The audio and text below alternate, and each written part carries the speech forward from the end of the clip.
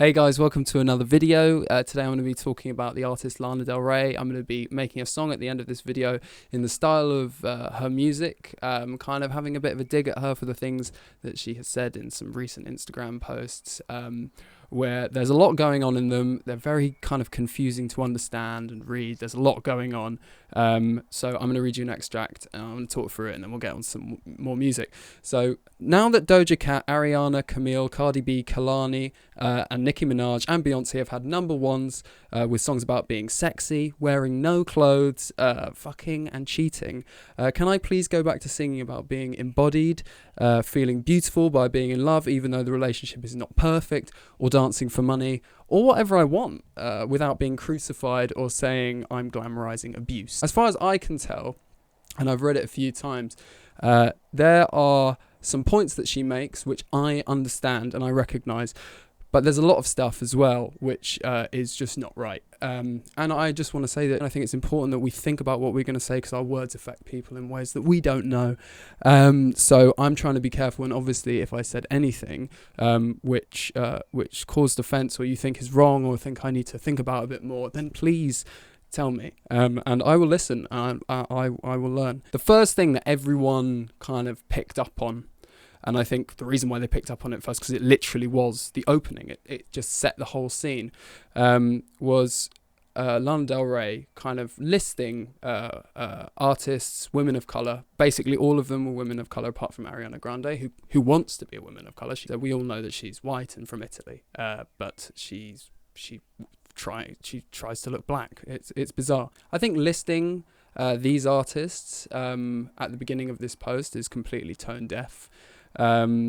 It doesn't make sense considering the kind of the feminist message that she says she has. She says that back in the day, when she first started, she was given a really hard time for the content of her songs. She said, a lot of people said that her songs were kind of morally bankrupt, I guess. Like, I remember, I didn't even listen to Lana Del Rey, but because of the coverage of her in the music press, I didn't like her music, even though I'd never listened to it.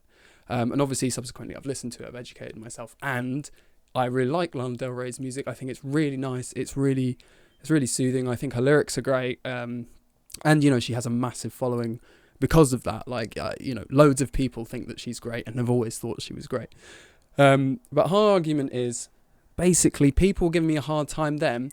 Look at all these artists that I've just listed who've not had a hard time. They've done it. So now that they've been able to do it, why can't I do it now? And this is kind of a weird argument if you think about someone, maybe a feminist from the 60s, going, all these, young women who benefit from all the struggle that I put in the beginning, they have what they want now and they can do all these things now. I couldn't do them when I was younger. And you're not a feminist if you're saying that, because obviously, especially with white feminism, white women are given a larger platform than women of color.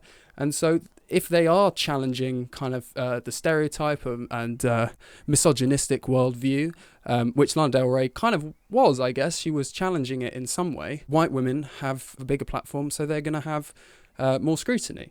And in order to pave the way for women ahead of you, you're going to have to go through some shit. I mean, that is the horrible reality of it.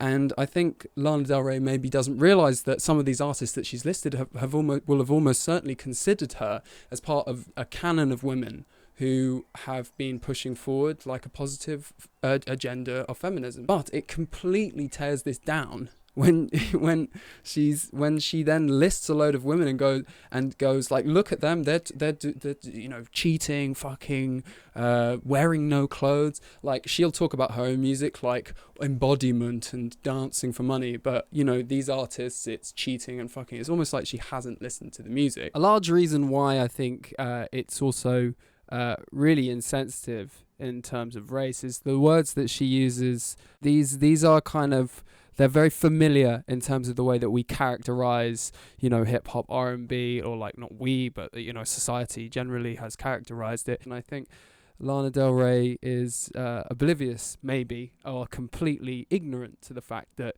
she is just reinforcing negative stereotypes. And that's a massive shame. It's just a list that no sane person would choose. Beyonce has had a career 3 times longer than Lana Del Rey, and has reached so many more people. I mean, Lana Del Rey is very popular, but she has a niche.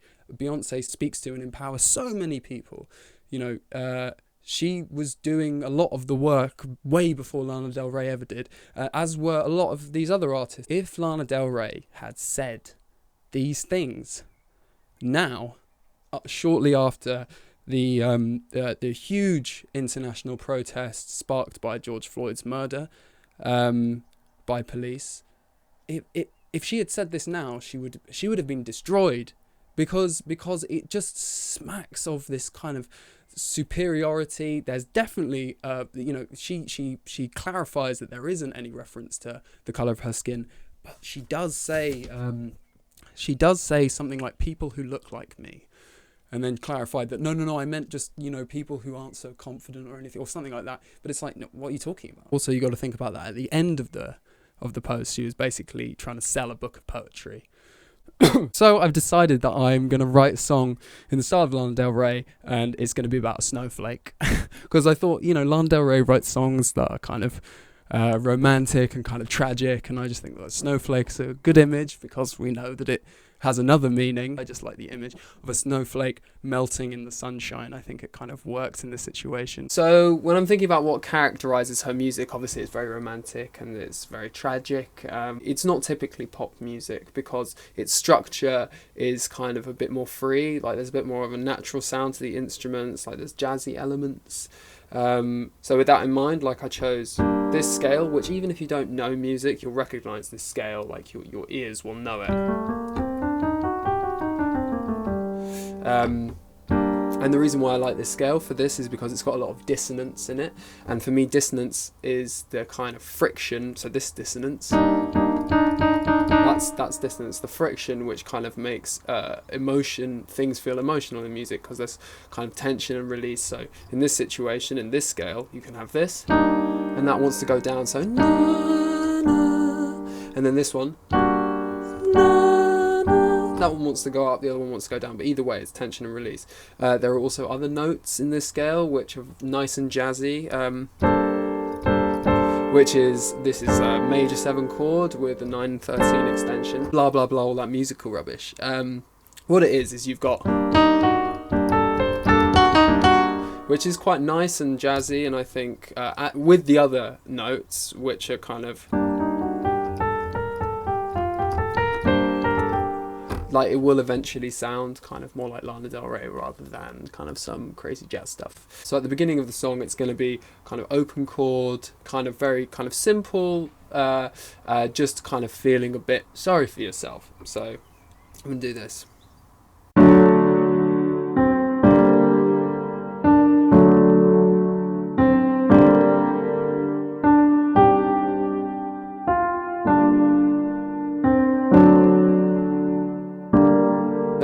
That's the first part of the verse. The second part of the verse, like obviously snowflakes, they kind of, when they get worked up about things, it's kind of like this kind of storm of ideas just kind of building and building and building. So with this next part, it's more like I'm going to be like making the chords go up as the thoughts kind of get more intense for her. But then there are also going to be moments of uncertainty, because of course, like, you're going to doubt yourself. I mean, I can't imagine that when she was drafting this, she better have doubted some of the things she said. So it's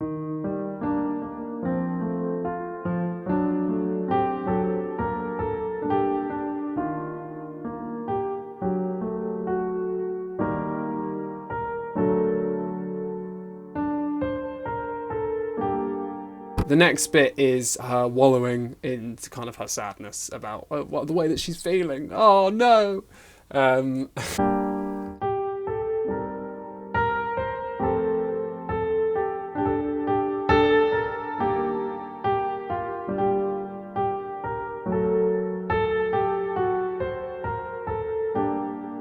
Which is quite nice. Again, all this kind of lullaby stuff, and I think like you can maybe hear that this stuff is starting to sound kind of like a Lana Del Rey song. So the last bit of this piece is this kind of, will be the chorus, or the kind of lifted part, and I'm going to make this the angry bit, where she's angry. Like, why can't I, can I just go back to doing the thing? Can I? Like, yeah, you can. You can do that. Like, I didn't realise you weren't doing that, Lana.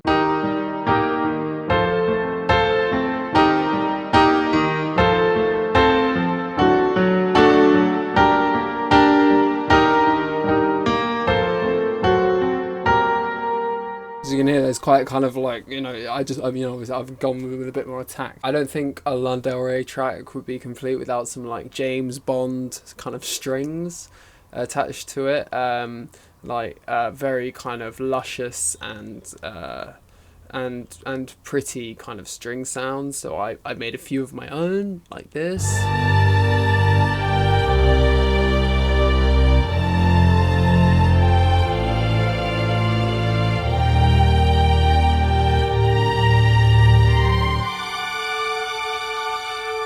Another thing that is like really important is this kind of lo-fi sound, which is kind of where it's not, everything's not so pretty, like clean, something's a little bit dirty, so I kind of added some weird sounds to the piano, like this,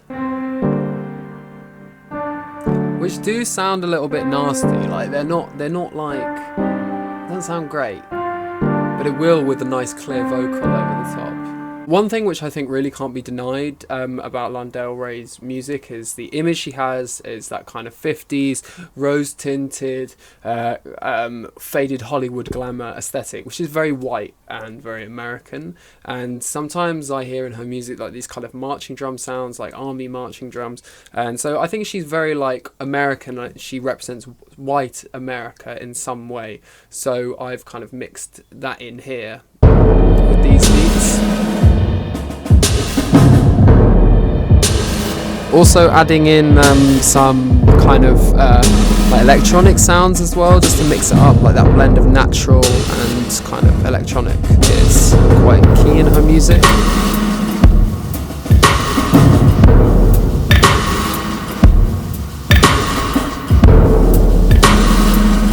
Keep it loose.